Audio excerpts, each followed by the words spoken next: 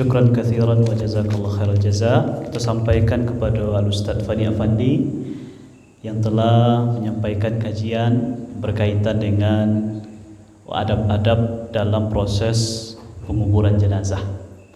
Mungkin sebagai penegasan dan sedikit penambahan Bapak Ibu, memang apa yang beliau sampaikan menjadi terkadang problem di awal, dan mesti beransur-ansur kita rubah.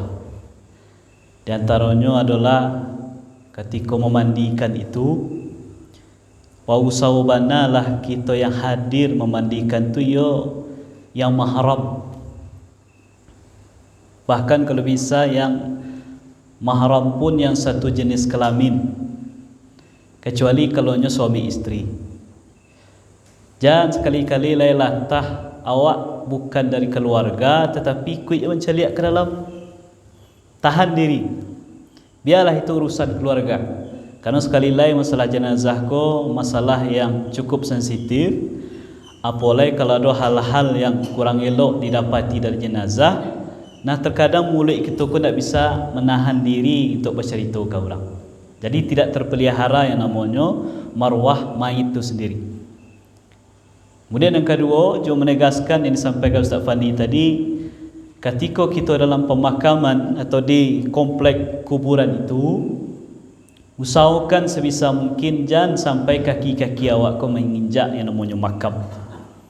Nah, terkadang awak ketika proses menghadiri penguburan jenazah itu, entah kerana tak tahu atau mungkin alasan yang lain, ringan saya kaki kena menginjak-injak itu.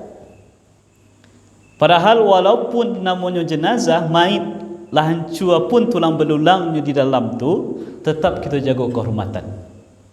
Jadi carilah celah-celah di mana yang bisa kita tagak sehingga kehormatan jenazah dalam kubur itu masih bisa kita pelihara.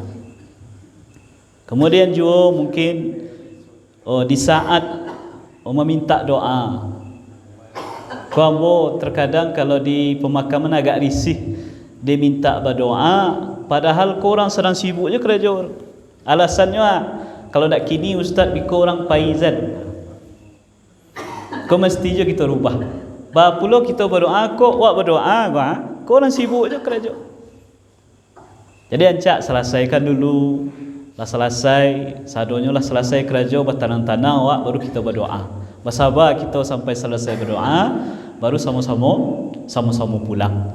Nah, itu mungkin sebagai penegasan atau mungkin tambahan yang disampaikan oleh Ustaz Fani Afandi ini. Dan insya-Allah kalau tidak ada halangan, mungkin rasanya perlu kita ada sebuah pelatihan lah Ustaz. Pelatihan mungkin sehari saja cukup, sadonya mulai dari memandikan, mengafani, menyalatkan sampai menguburkan. Jadi betul-betul kita ilmui sadonya Bapak dan Ibu. Kalaupun tak bisa hadir sadonya awak, minimal adalah perwakilan dari masing-masing keluarga atau minimal perwakilan dari masing-masing suku. Jadi kalau meninggal si anu, ikut yang akan memandunya nanti aku orang. Jadi memang sesuai syariat sadonya. Indah awak hanya sekedar mencuba-cuba dan akhirnya salah-salah kita dalam mengamalkan. Nanti insya-Allah akan kita jadualkan kapannya kita akan adakan pelatihan penyelenggaraan jenazah ku insya-Allah. Kemudian ambo ingin mengulangi kembali laporan tentang pelaksanaan dan keuangan ibadah kurban. Walaupun telah disampaikan oleh Nyi Isah petang di waktu Jumaat, tetapi Jumaat yang hadir hanya pak-pak, ibu-ibu tak hadir. Walaupun ambo telah buat laporannya dan ambo telah share di grup awak, kemudian ambo juga berikan laporan ke masing-masing peserta kurban, tetapi ada peserta kurban yang tidak punya WA, ataupun kalau Bapak Ibu ingin tahu, kami ingin laporkan agak segetek tentang itu.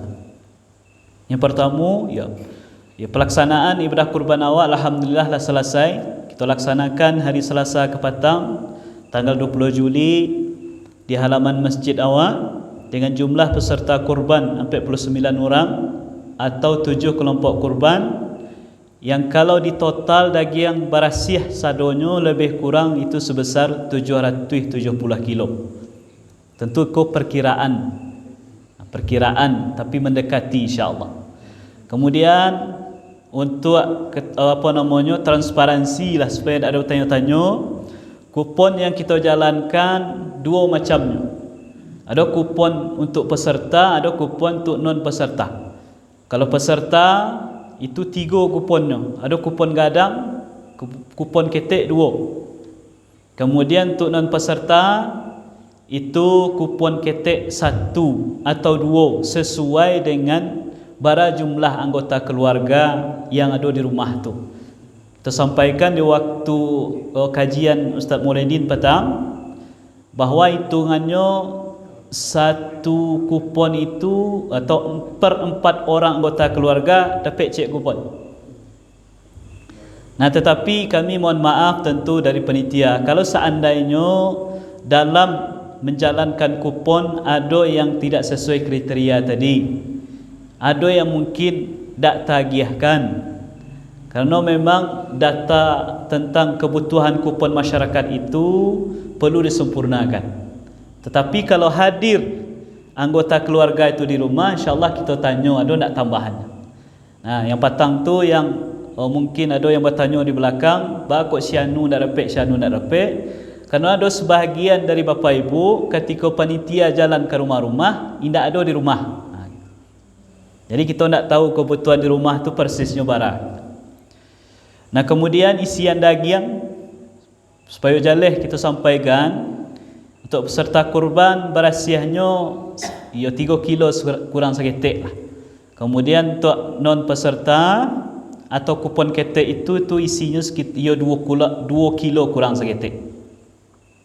Kemudian untuk keuangan, wang masuk yang pertama dari iuran kurban 49 orang, iaitu 49 kali 2.800.137.200.000. Kemudian penjualan kulit sapi 7 ekor 910.000 dengan penjualan satu lembarnya 130.000. Total uang masuk 138.110.000. Uang keluar sapi kurban 6 ekor harga 18,5 juta, total 146.200.000. Kemudian ada pula sapi awak siku yang terakhir yang kita beli memang agak ketek seketek, harganya 18.300.000. Kemudian upah pekerja yang bergubalo lebih kurang sekitar 22 hari, yang 6 ekor, yang 5 ekor. Kemudian yang 2 ekor lain berbeza harinya, tapi total yang kita berikan kepada yang bergubalo itu 2.650.000. Kemudian upah atau jasa pekerja kurban, baik yang pekerja yang diutus oleh peserta kurban 49 orang atau pekerja-pekerja di luar itu yang bertahan sampai sampai sore lah, yang kita tentukan orangnya, totalnya 60 orang, masing-masing kita isikan 50.000, totalnya 3 juta. Kemudian untuk konsumsinya ada air mineral, kita beli 2 dos 36.000. Kemudian kantong plastik bening 20 bungkus 116.000. Kantong plastik merah sabungkus 22.000. Kemudian plastik hitam untuk alas meja 75.000. Sarung tangan 28.000. Tali 50.000. Buah cemangko 69.000. Kemudian balik kursi plastik 25 buah, harga satuannya sampai balik 1.120, totalnya 353.000. Kemudian minum kopi pekerja yang kita pesan di lapau 25.000. Kemudian hasil penjualan dari kulit tadi yang 990.000 tadi kita bagikan ke 7 orang yang kita anggap pantas untuk nerima, itu 990.000. Jadi total pengeluaran 136.669.000. Jadi kalau dikurangi wang masuk je wang keluar,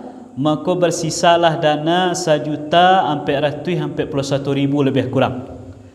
Nah, perlu kami laporkan khususnya kepada bapa ibu peserta kurban, kelebihan dana yang sekitar 1.481.000 itu kita pergunakan untuk membeli peralatan-peralatan kurban yang masih kurang atau mengganti yang lah hilang. Nah, kadang itu masalah dia awak membawa tak tahu kan. Jadi pas hari hanya cari tak ada yang bersuruh lah. Nah, jadi kami mohon kepada mungkin masyarakat yang rasa-rasanya kok ada yang meminjam dulu, kok bali uang lah atau alah gitu. Kanonyo barang pinjaman, mari sama-sama dibaliakkan. Kalau nyo hilang, usahakan untuk mengganti, kerana itu kan aset masjid. Kemudian pengurus masjid memutuskan, nah yang hilang-hilang tu kita usahakanlah melengkapi, yang kurang dilengkapi, dananya dari yang lebih tadi, dana dari 1.481.000 itu bisa jadi untuk membeli kapak atau apalah kebutuhan yang kita butuhkan. InsyaAllah kita buatkan petinya, dikunci, dan itu khusus keluarnya hanya untuk pelaksanaan kurban, dan mohon maaf mungkin itu tidak bisa kita pinjam-pinjamkan. Nah, jadi kita harapkan nanti setelah atau pelaksanaan ibadah kurban, betul-betul alat kita tu lengkap dan kita nak pandai untuk mencari alat-alat yang kita butuhkan untuk pelaksanaan ibadah kurban. Nah, mungkin itu laporan kami Bapak dan Ibu-ibu. Kerana Abu yang membuat laporannya, yang kerjasama dengan bendahara Damit yang memegang dana itu. Itulah laporan yang bisa kami sampaikan, dan tentu kami mengucapkan ribuan terima kasih pertama kepada Bapak Ibu yang menjadi peserta kurban. Mudah-mudahan Allah balasi dengan pahala berlipat ganda. Kemudian kita berdoa mudah-mudahan Bapak Ibu yang tahun kini berkorban, tahun besok bisa pula berkorban balik. Dan bagi kita yang alun, bisa kita menabung-nabung sesuai kemampuan. Kita harapkan bagi yang alun bisa pula lah di tahun depan untuk berkorban. Kemudian kami juga ucapkan terima kasih kepada masyarakat, kepada pemuda dan masyarakat secara umum, masyarakat Jalan Pandan Gadang yang telah meluangkan waktu, tenaga untuk bekerja bersama-sama dalam penyembelihan dan pengerjaan daging kurban. Karena memang awak sifatnya lebih ke gotong royong kebanyakan. Sampai sore kita kerja, alhamdulillah. Jadi kita ucapkan jazakumullah khairal jaza. Mudah-mudahan Allah balasi dengan pahala yang berlipat ganda. Amin ya rabbal alamin. Jadi untuk apa lebih kerja, mungkin kita juga membeli mesin pencencang tulang. Mesin pencencang tulang. Memotong itu. Jadi. Tapi nak makin kapal, yang kena nak. Ya. Dengan makan lah harap tulang. InsyaAllah. Soal-soalnya, mudah-mudahan ada rezeki awak alat yang diusulkan tadi. Kalau kecilnya masan pencencang tulang, termasuk awak pun alun punya timbangan yang bagus selain untuk menimbang daging. Nah, jadi insyaAllah nanti dengan infak yang masuk ke masjid bisa kita ansuan-ansuan untuk melengkapi peralatan-peralatan itu sehingga pelaksanaan penyembelihan dan penyelenggaraan ibadah kurban di masjid awak bisa semakin hari bisa dilaksanakan dengan sebaik-baiknya insyaAllah. Mungkin itu Bapak dan Ibu-ibu, mohon maaf atas segala kekurangan. Terima kasih atas segala perhatian. Wabillahi taufiq wal hidayah. Wassalamualaikum warahmatullahi wabarakatuh.